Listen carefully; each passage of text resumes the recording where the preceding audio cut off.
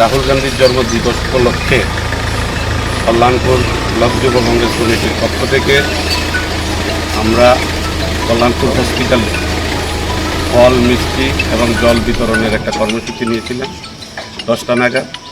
যাওয়ার পরে কল্যাণপুর ভারতীয় জনতা পার্টির মণ্ডল সভাপতি নিতাই বলের নেতৃত্বে আমাদের উপর ব্যাপকভাবে আক্রমণ হয় এবং আমাদের পুরা কর্মসূচিকে বানচাল করে দেয়। আমরা এখন কল্যাণপুর থানার দ্বারস্থ হয়েছি।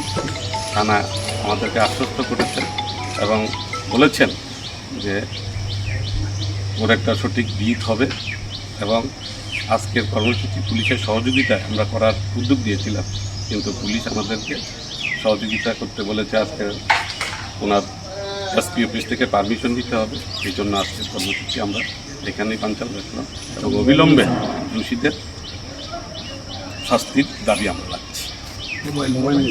একটা মোবাইল আমাদের আইটি সেলের কর্মকর্তা শুভঙ্করের মোবাইলটি ছিনিয়ে নেয় দুষ্কৃতীরা।